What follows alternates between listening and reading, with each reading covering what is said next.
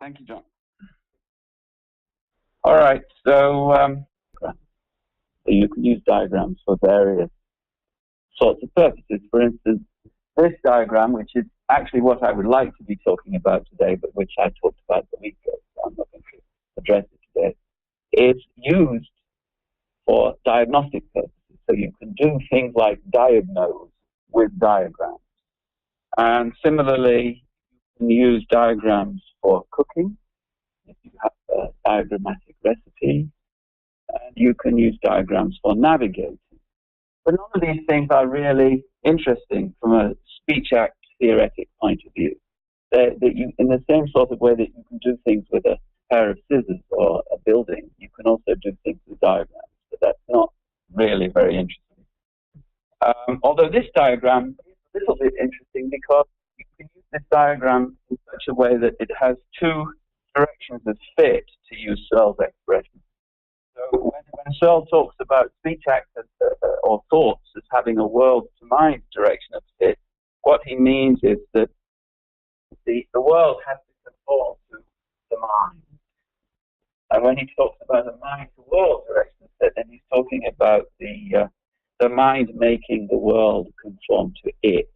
So assertions from a world-to-mind direction of fit request to have a mind-to-world direction of fit. Now, this navigational map starts off as a plan, so you can use it as a request to yourself, if you like. I want to make the world such that I have navigated from A to B. But once I've done that, I can use this map as a record, and then it has a mind-to-world direction. It is a true map or a correct map of the journey that was taken. So we have two directions of fit. You can do the same thing, I guess, with a miso soup. You could tell your patient that you want his Wiggett diagram to look like this. That's the appropriate exercise if he comes back. And then you have a correct record of what his heart is doing. So what begins as a plan ends as a record. But there are some diagrams which have much more than just these two directions. And this is an example. This is part of the original Danish patent for Lego bricks. And this diagram has some sort of deontic power because it was submitted as a patent, accompanied by a legal declaration that they hadn't stolen this idea from anyone else. And then the Danish Patent Office gave them a patent so that only they were legally allowed to reproduce plastic items which correspond to this idea. So this diagram becomes a part of the legal document, essentially. You couldn't patent Lego bricks without diagrams very much like this, or you couldn't without a great deal of difficulty. Diagrams can also be used to create real estate parcels. So this is a type land registry document in which a map of a certain land parcel is included as part of the document. This document created the parcel and thereby has a kind of effect which Searle says is characteristic of certain kinds of speech acts. So now we have somebody in Brazil as well as somebody in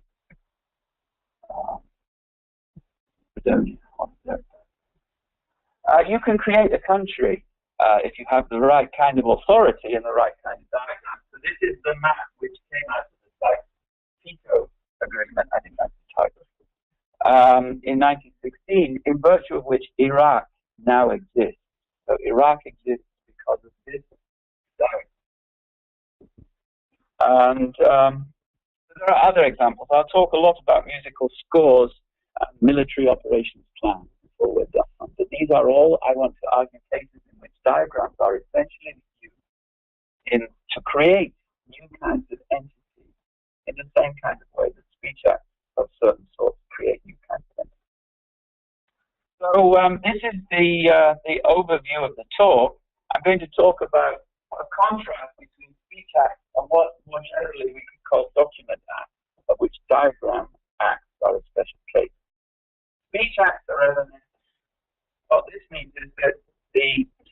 if anything endures, it will be in somebody's memory, for instance. And it also means that speech acts can normally be used only for one purpose. You couldn't have a speech act which was at the same time the expression of a plan and the record of successful. A document can indeed play both of those roles.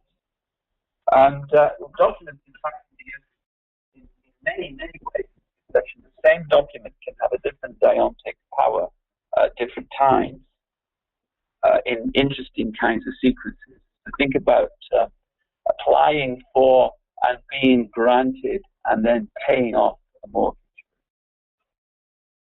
Now, documents, unlike speech acts, can tie people together, and the mortgage case is an illustration of that. So if you have a mortgage document in the bank, then that mortgage document in the bank ties the bank to you together in a very complicated and legally important way. And various other institutions are involved and tied together in virtue of the fact that document is in that place, has certain stamps, certain other documents associated with it. And the mortgage system is just one type of institutional system which is built around the use and reuse of documents in this sorts of ways. So the marriage system is another one. Money is another one. We won't talk about money, but I will have one example of money. A money document act. So classically, there have been distinguished 5 main types of speech acts. Assertive, which are the ones with the mind-to-world direction. Directives, which we'll talk a lot about, they are things like requests and commands. Commissives, which we'll also talk about, which are what happens when we commit ourselves to do things. And the thesis is that very many of the things that we do, which are interesting in developed civilization, involve the use of diagrams to coordinate commitment. And then declaratives, that's what we call them, will also play a big role. So we can use language in a speech act to create something, as when we baptize a ship, we create a name. And we'll see that we use diagrams to create things also. So, again, the directions of fit business. Now the third direction of fit, which is what makes many speech acts ontologically very interesting, is the automatic mind-to-world and world-to-mind direction of fit. Some speech acts, like naming ships or promising, are such that when you perform them, you automatically make reality fit them. You don't have to do anything else. So when I say, I promise to pay you, Ron, $1,000 tomorrow, lying through my teeth, ignore the lying bit, I thereby make it true that I promise to pay you $1,000 tomorrow.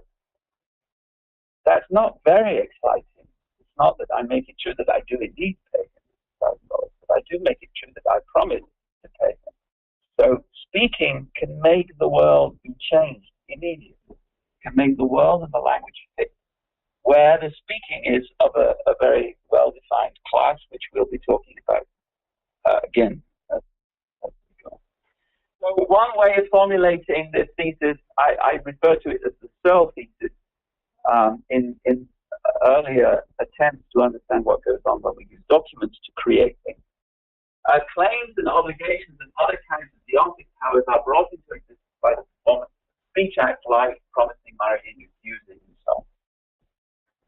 And the kinds of things which they bring into existence are rights, relations of authority, debts, property relations, commissions, all things which are not part of physical reality. Since Searle himself is a proud defender of a naturalistic view according to which everything which exists is physical field, Searle has a real problem here, which I've argued with him at length over several years now.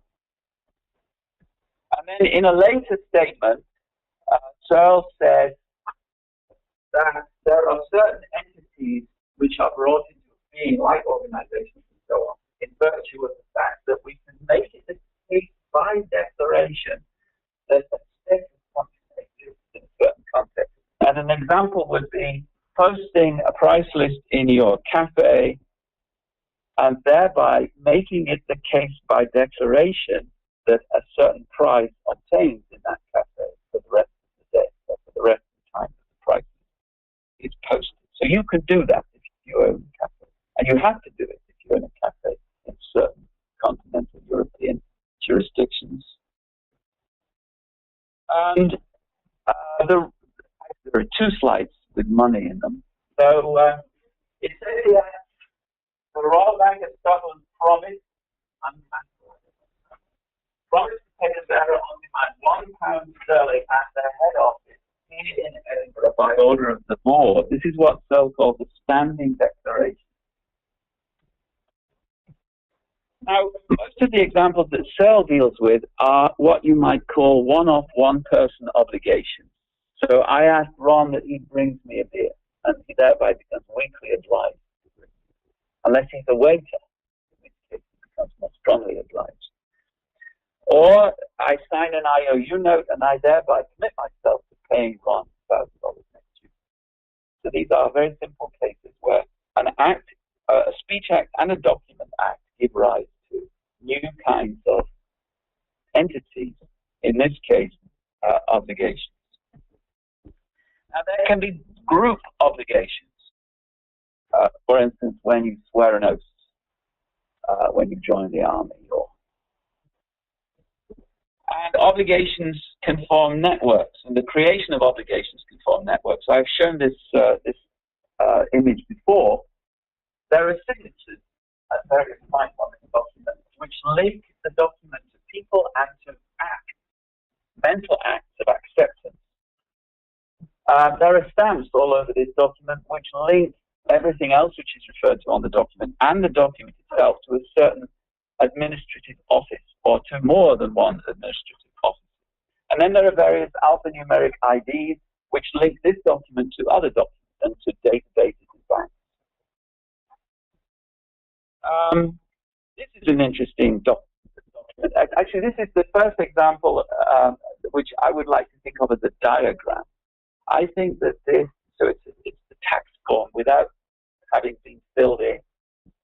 I think this is from a speech act point of view, the equivalent of a complex series of questions.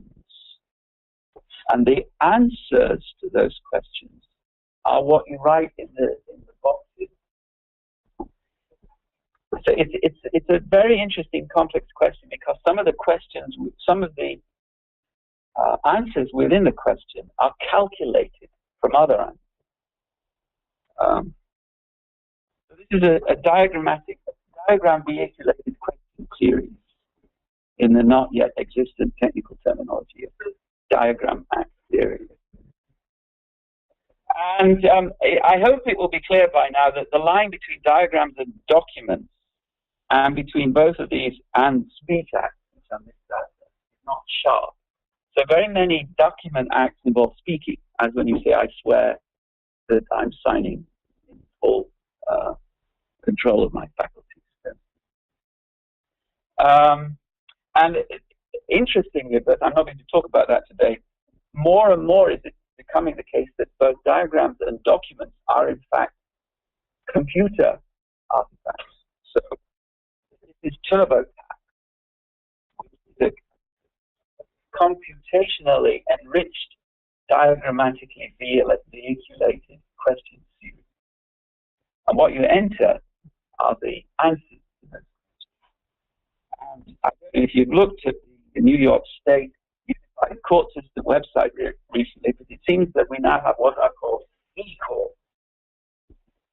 So that the whole of the legal system is beginning to become a computationally enriched, diagrammatically veiculated question series. All right, so now another diagram. This is a blueprint. And I think this is a deontically interesting diagram. It's not like a recipe. It's more like a contract. So the blueprint begins to exist as a concept with a world-defined direction. So the world has to be made to conform to this plan. But once the world has been made to conform to this plan, it becomes a record, and in principle it comes both a process of building and of the product of that process. So certain kinds of architectural plans include, we can imagine, chronological instructions as to what you do at what stage in the building process. No. I agree it's somewhat confusing, but I think I've got it right. Somebody who knows more about it might correct me. But then you just switch everything back. All right. So this is a diagram with deontic powers, because it's not just any old blueprint. It's a blueprint which has been used as part of a contractual agreement between a home builder person, somebody who wants the home to be built,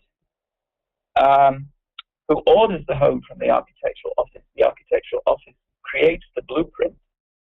The person who's made the order accepts the blueprint, and the architectural office agrees to proceed with building in accordance with the blueprint. And then, when the building process is finished, then the customer accepts the building, and then the blueprint becomes a record of what the customer wanted to have, if everything goes well.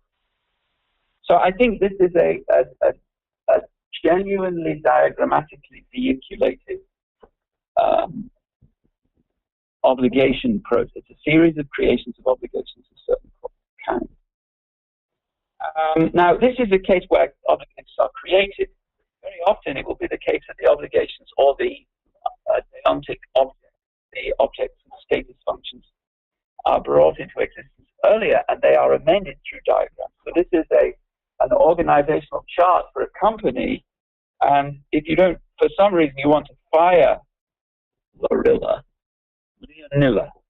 you want to fire Leonilla, so you change the diagram, and thereby change the world, change the organizational structure of your corporation, assuming that you have the authority to do that. And this is a 10 euro note, so we can use diagrams to amend organizations or other deontic objects.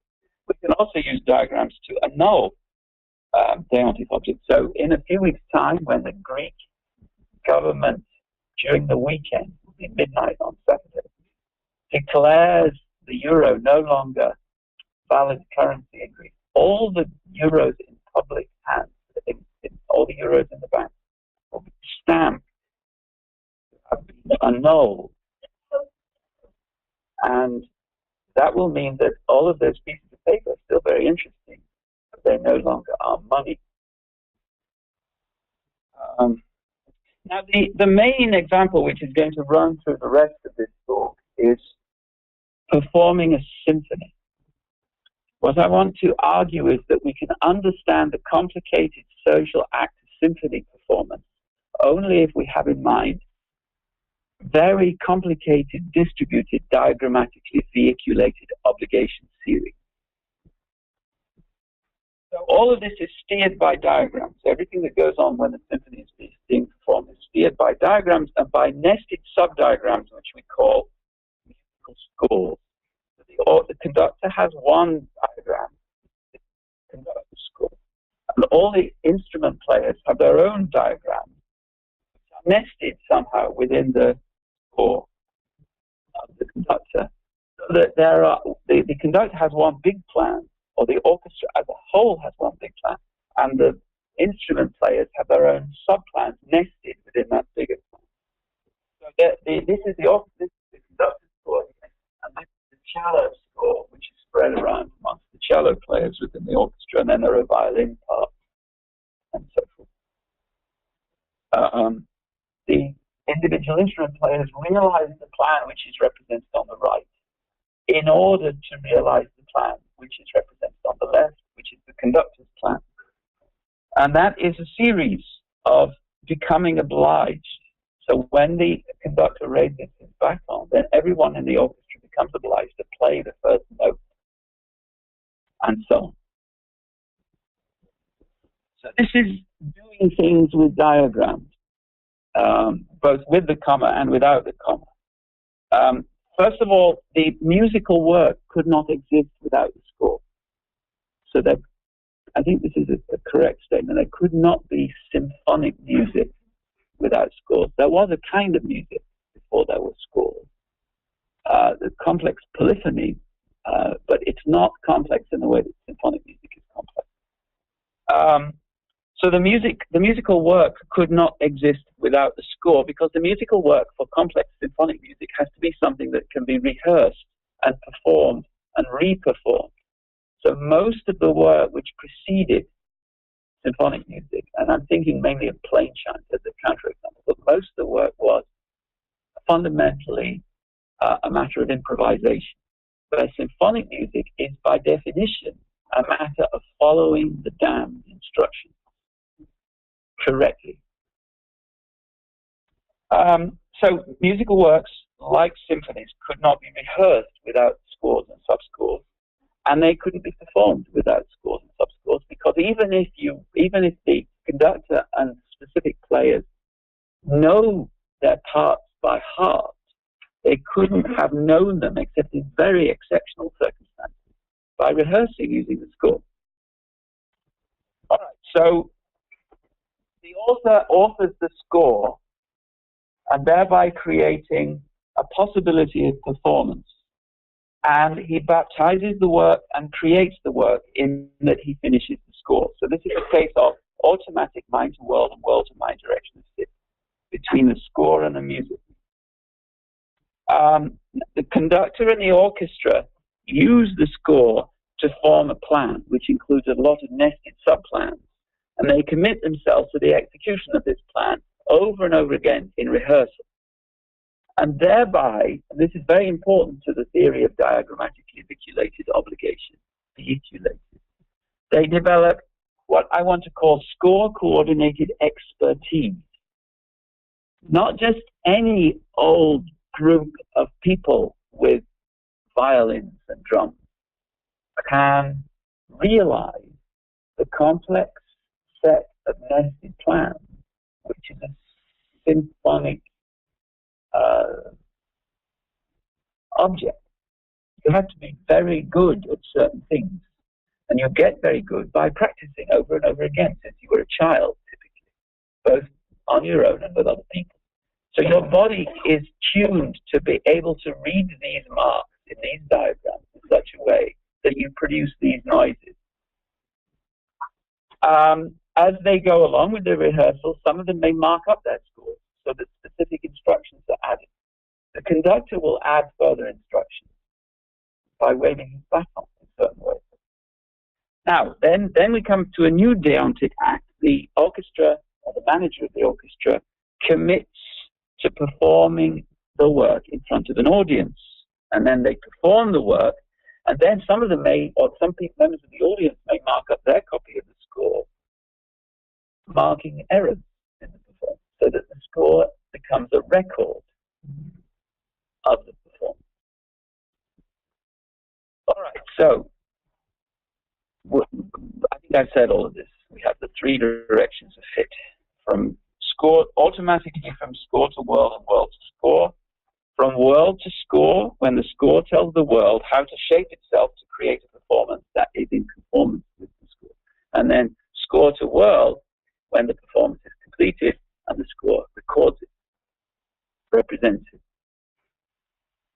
Now, this is about the role of shared practice, this coordinated expertise, shared expertise. So we're talking not just about plans and subplans, but we're also talking about expertise and sub-expertise. We're talking about expertise modules. So you can't do the work of performing the violin part of the symphony unless you could do a whole series of modules of violin playing, which violinists know all about and which they learn when they are first beginning to play the violin. And then those modules are combined into larger modules. This will be important later on when we come to deal with nursery operations. So the musical training is in part a training in how to execute diagrams. And I say execute because diagrams are plans. Diagrams like this are plans, and we execute plans. All right, the army diagrams. are not quite as big as the terrain that they're going to be actually doing their maneuvers in, but still big enough to walk across.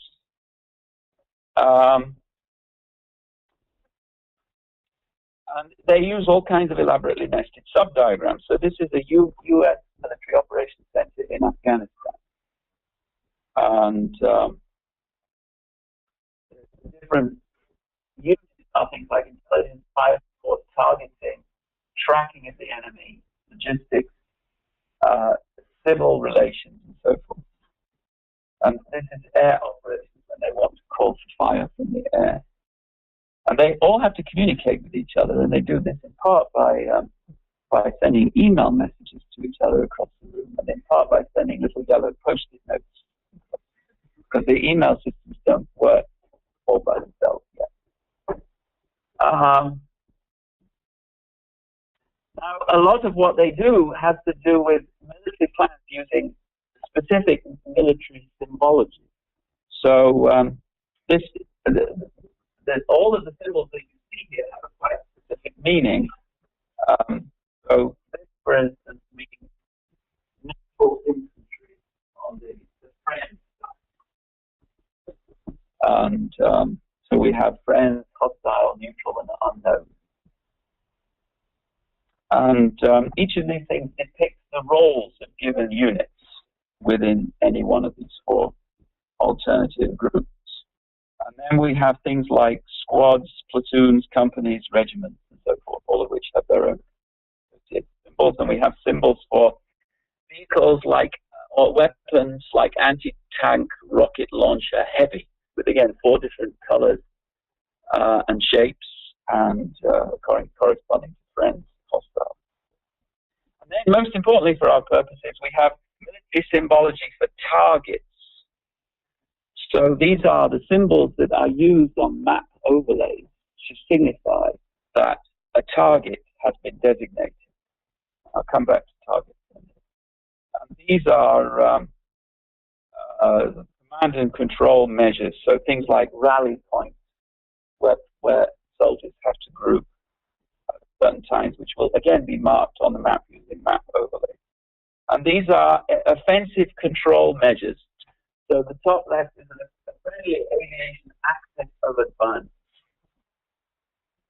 And so this is the map overlay. Again, you can see a little bit more about what some of the circles mean. All of these are friendly. So one big difference between the symphony performance and the military operation is that the plans that you execute in a symphony performance don't have an enemy that you need to take down. This is why I talked about modules, because the army has to train its soldiers to execute modules, but to do this in a flexible way so that when the enemy gets in the way, they can change the plans very quickly and effectively, where a symphony orchestra shouldn't ever want to do that. And these are diagrams used for task organizing. So this is a picture of an orchestra with all the different musical instruments and sub-musical instruments on the army side. So the higher level are the organizational parts of the army, and the lower level are the operational parts of the army. And then there are chains of command, which are very important, as you can imagine, for an organization like the army.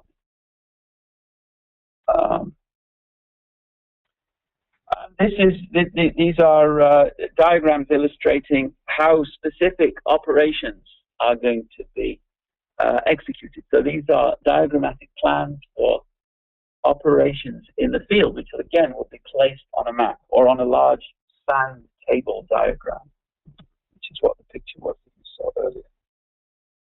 And this is a small part of the invasion plan. The total plan for which would more than fill this room in paper form. They didn't have iPads then. Now, in order to create these training modules and these expertise modules that are organized hierarchically within the army and within the other military services, there has evolved something called military doctrine, which is basically a formalized way of writing down what is needed to bring about these sets of expertise modules on the part of people at different levels within the organization. And the military doctrine is like a big ontology. You have at the very top the joint doctrine, which includes the joint dictionary, which contains all the terms which are going to be used along with their definitions, lower down the hierarchy. And then here you have joint operations. Here you have cyberspace operations, command strategy, information operations, all the way down. And these are all joint, so these are like all the services. And then down here, which is not shown on the hierarchy, you have the Army operations manual, the Navy operations manual, for each one of these different kinds of operations. And they, up here you will have cyberspace operations, which they didn't used to have in the D-Day. Now, part of military doctrine covers military targeting. And so what I want to do is to talk about targeting ontologies, since I think targeting will illustrate many of the aspects of diagrammatically vehiculated obligation theory that I talked about earlier. A target, it comes into existence because of a diagram. We saw what the symbols were, which are used on map overlays. Somebody has to place such a symbol on a map who is authorized to command an artillery battery to actually set up their targeting units and to take this thing. We have to work out what this thing is. Target.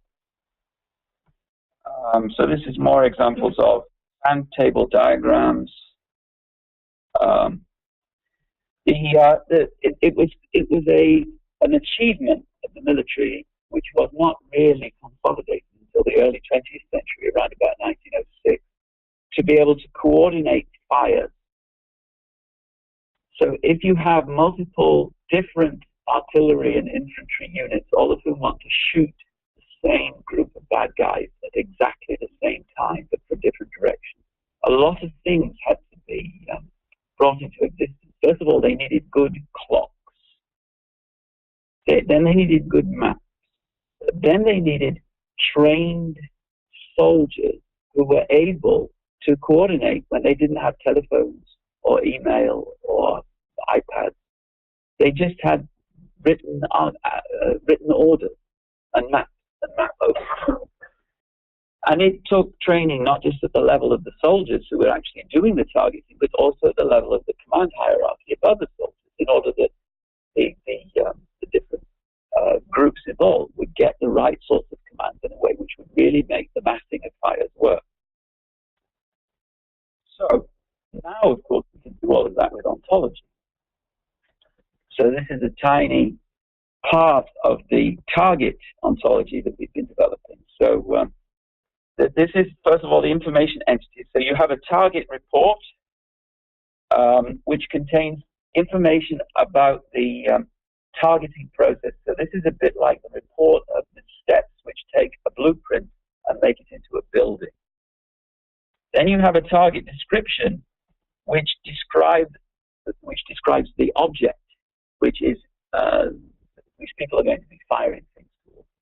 And then you have a target number, which is like the ID number on the mortgage contract. It's what links the target order to a whole series of other documents which need to be identified and carefully logged in order that the targeting action can take place. Because you can't start firing at something unless you know that you're firing at bad guys who are really bad guys, who are known to be bad guys, who are legally counted as the right sort of bad guys, and so on. And to get all of those documents in place is a hard job. All right, so you start with a map, or in this case, a satellite image. The target is going to be here, the intersection of those two roads. So what is the target? Well, if you look at the relevant authoritative documents, they might tell you, for instance, that the target is the road intersection. But of course, the road intersection was there for decades and it wasn't a target. It can't be the road intersection which is the target. They might tell you that the target is this. So this is a very, very common kind of assessment. This is the target. That's a mistake. This is the geospatial identifier for the location which will be associated with the target. But it's not the target. You're not trying to shoot down latitude and longitude numbers. There are several kinds of data which are associated with targets, including military grid data, text, so Amaval and road intersection. We're not trying to kill the text either. And we created an ontology for all of these things. And it's hard to see where the target is on that ontology, because this is only the information entity associated with the target. So we have, and you see we're using speech act theoretic terms here. We have the directive, which is the order, which brings into being the target. And then we have various designated content, like latitude, longitude numbers. And now we've added in physical location, so we're getting closer to what the target is. In order for there to be a target, there has to be a military organization who is authorized, or which is authorized to create targets. And you need to have an authority chain, a chain of command, for a target to come into existence. This is so even if no one ever actually fires any weapon in that direction. You need targeting events, so people need to be sighting their weapons on the particular spatial location. They need to be doing that in the right way at the right time, so there's planning which goes on. So we have active planning with the target ontology. And then most importantly, we have the target role. So we shouldn't really talk about targets as if they were entities in the world, any more than we should talk about professors or students or doctors or nurses. A doctor is just a human being playing the doctor role. And similarly, a target is some spatial location or some person or some piece of equipment which is playing the target role. And the target role is the deonttic object. It's like the intellectual property right owned by the Lego company. It exists because of some document acts. These again are the targets which are designated, overlaid on the maps which form part of the document, in virtue of which a target comes into it. There are different kinds of targets, So the term target is a phase sort, like student, professor, doctor. And targeting is possible because of plans and nested subplans of targeting organizations at different levels. I'm talking about civilized targeting. I'm not talking about targeting that people are just wandering around in the jungle with guns. All right, now I'm nearly at the end now. I think that all of this is in keeping with something called the theory of joint intentional activity, although I don't think he means joint in the same way that the military means joint. So the idea is that joint intentional activities exist. So this is a problem in the theory of speech act, which was introduced, I guess, by Searle and Tuomela and Bratman, which turns on the fact of how we can act together, how we can have joint cooperative activity. If it starts raining outside the building and we all run for shelter and we're all performing individual intentional acts, but if we're all engaged in some kind of theatrical show and we do exactly the same thing, we run for shelter, then we're not performing individual intentional acts, we're performing collective intentional acts. What are collective intentional acts? Well, this is part of Bratman's account. So to perform a joint intentional activity, it intends that we do something in the following way. I intend that we do it. You intend that we do it. I intend that we do it in accordance with and because of meshing subplans of me and you. And you intend that we do it in accordance with meshing subplans of me and you. So in other words, the meshing subplans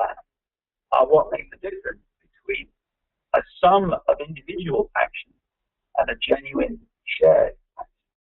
And then it is common knowledge between us that we're both doing it in accordance with clauses 1 to 4. Now, what I want to do is to take clearly this idea of meshing subclans. I want to understand what meshing subclans are.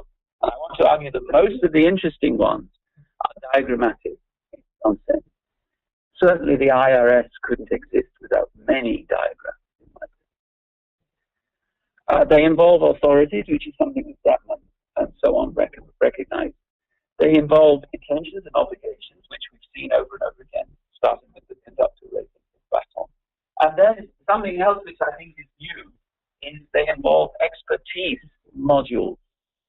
So you can't engage in most joint intentional activities unless you've been trained to and have the appropriate expertise.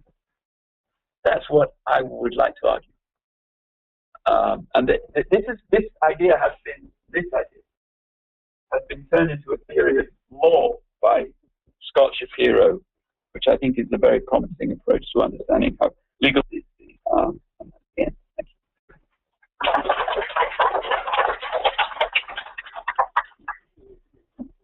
Yes, please. Can you speak very loudly? I can try. Often I can.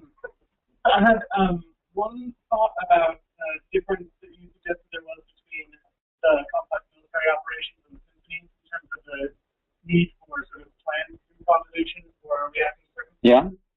I thought it makes, in a sense, a difference in degree on a different kind.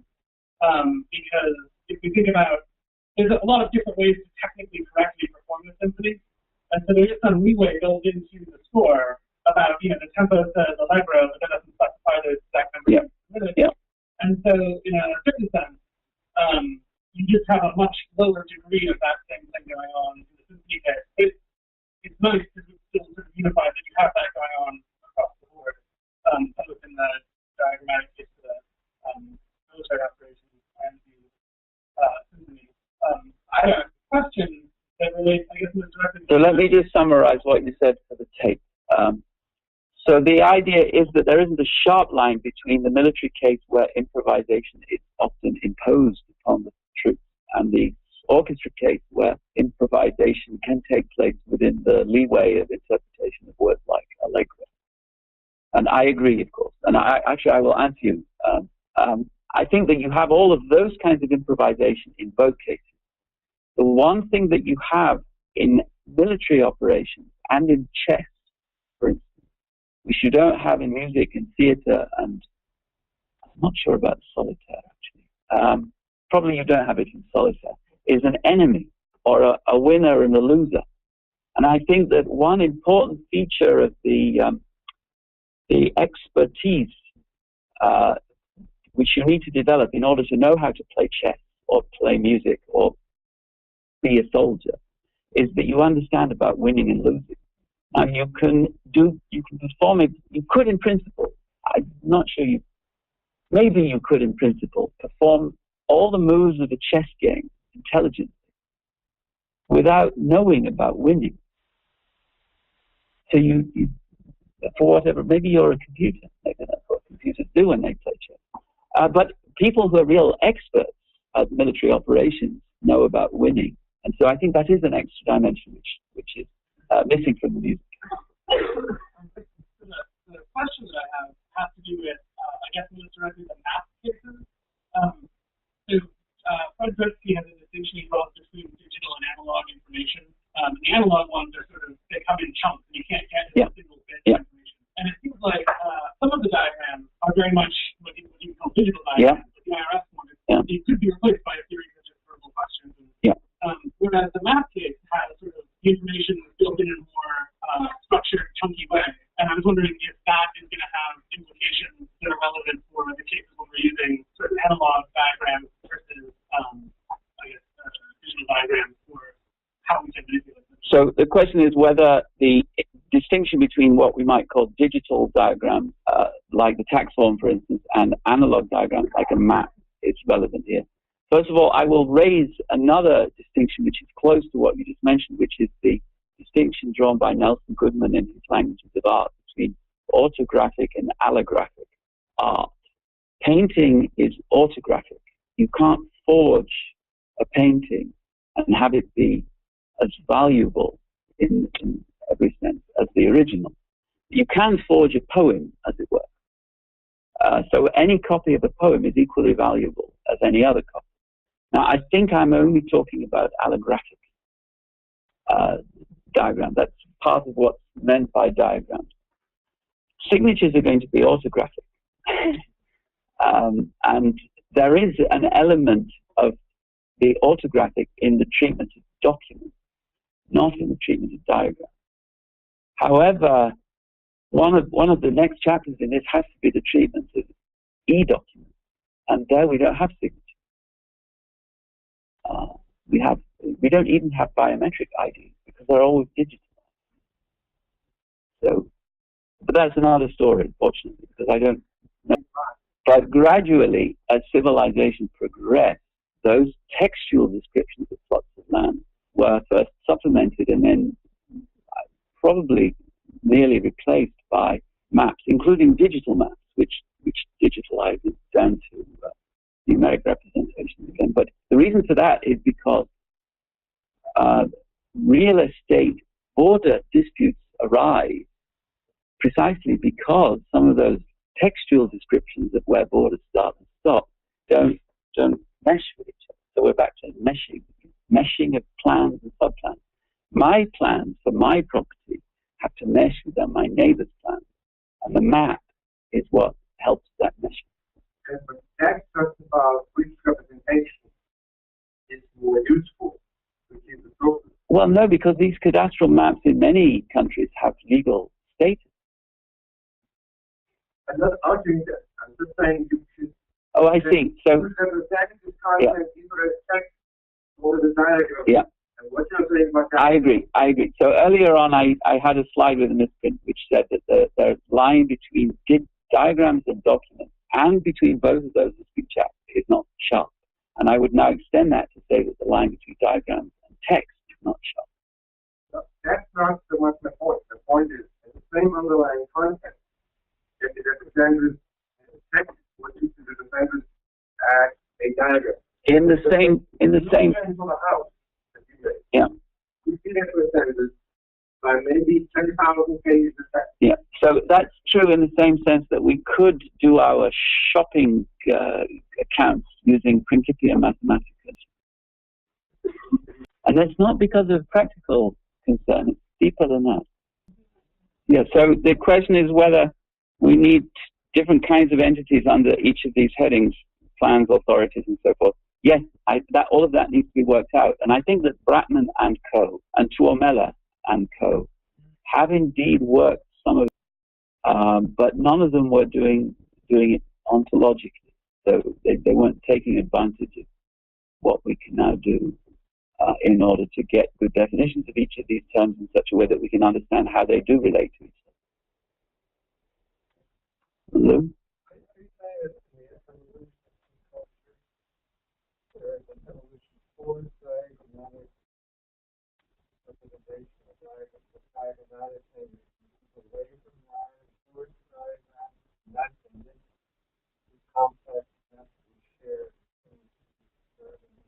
So the question is whether there is a movement in the evolution of human culture towards the more diagrammatic, complex, massively shared cultural phenomenon.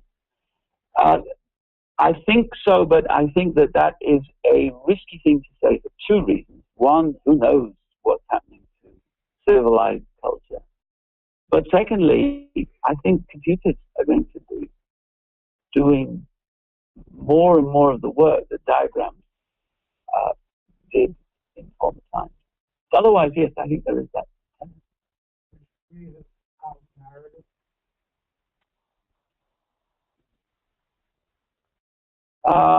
There are more and more, let's call them diagram-based systems, which squeeze that out. And I don't want to say social networking. People very often play games with each other on computers when they're in different parts of the world. don't think I have anything intelligent to say. So I'll stop speaking. John?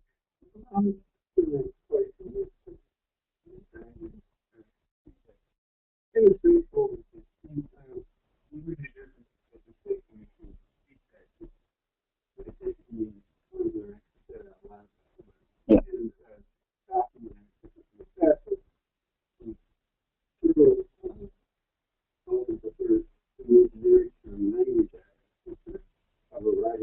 Yeah. But it seems that many of the cases they talk about using diagrams, in order to do that, you got to state something on the side. The diagram doesn't actually take the place of saying it. You put the diagram in, and you say something about what to do with the diagram. And so it's like there's something Sure, I would be happy with that. So I talked about diagrammatically vehiculated obligations. I think that patents very often essentially have diagrams. I think musical scores are, well, I'll work on that. Patents. I think musical scores are an interesting case. I think maps are an interesting case. I've tried to find in Searle any serious treatment of the major classes of legal documents, like mortgages, and I didn't succeed. In the new book, Making the Social World, he makes an attempt, but I don't think he does a good job. So in the final pages of the new book, he puts forward his considered view of money, and he says it's a massive social fantasy. I don't think that's a good view of money.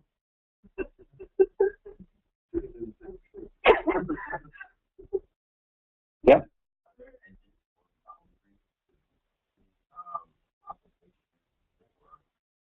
Process is something like blueprint describes a building is made.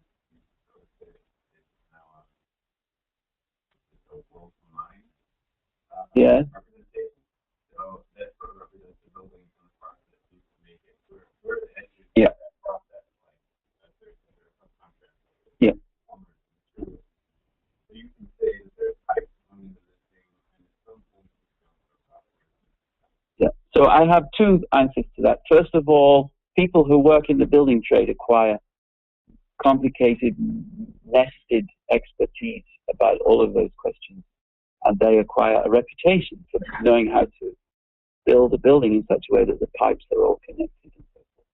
Secondly, where the borders are doesn't really matter until it matters. And when it matters, lawyers will come in and create sharp lines. That's what happened in 1916, was it, with the Sykes-Picot Agreement. That was desert. No one cared where the borders were. But then the French and the British wanted to divide up their responsibilities, and so they had a treaty, and they drew a line on a map which became the border of Iraq. No one cared before. So the answer is the borders, whether you're doing Allegro too quickly or too slowly, that probably will never matter, because it will never be a lawyer who will be brought in to resolve the dispute. Lou?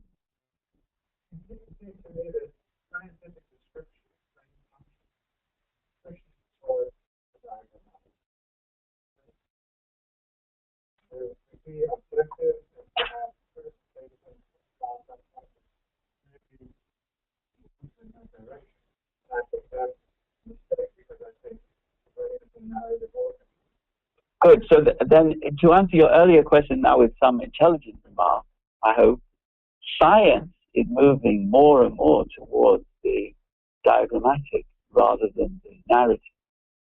So think of all the bioinformatics databases that we have now. Golden age of Aristotelian classification.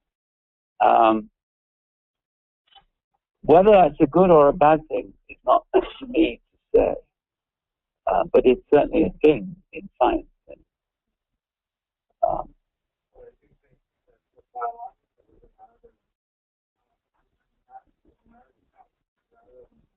Yeah, but you can tell stories with diagrams. That's the nice thing.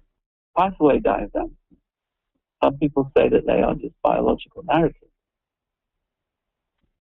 Yeah.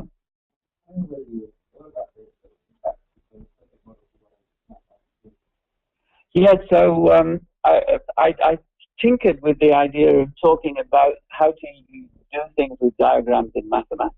So the earliest doing of things with diagrams that we know about were proving Pythagoras' theorem by creating diagrams. Some of you. But that's not deontic, so that doesn't create obligations. So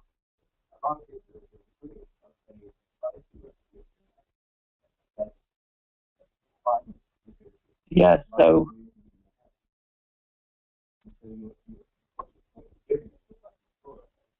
yeah, so I wouldn't object to bringing mathematics into the scope of this. I did think about it. Medicine is what I want to be doing. Yeah. At the very beginning of your talk, you were talking about the composer, and you had the rather untoward expression that the composer creates a possible performance. The possibility of performance is what I meant to say. Yeah. Yeah. It's a bit ontologically art, and what he creates is a document file. Yeah, I agree. And then he doesn't create obligations to justify it that way. It just gives a claim to be performing that way. Yes. Yes. So they create those obligations for themselves when they do things like sign a contract with the orchestra company, agree to turn up for rehearsals with this particular conductor if that's within their power. And the obligations, I don't think are properly understood spec. It's a relation. Did I use the word thing? If I did, I certainly didn't use it in a technical way. So I think obligations are entities. And that worries John Searle so much that it gives me extra satisfaction. Relational entities? Yes, of course they're relations. They're relational. Yeah, they're relations. But they're entities. They have a starting point in time. But that's different from all our other kinds of entities. Of course, that's what makes them interesting.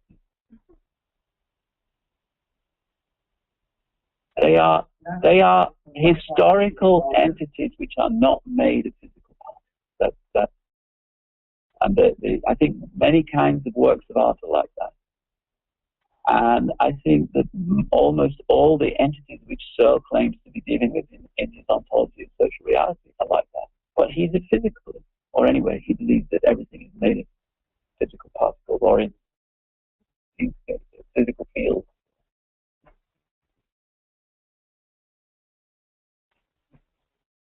So I just said one, I'm not last with one comment. I don't think the use of four is the diagram. It's actually more like text. The note is the use of four. I'll translate it as some vowels, just like some character text is translated as some vowels.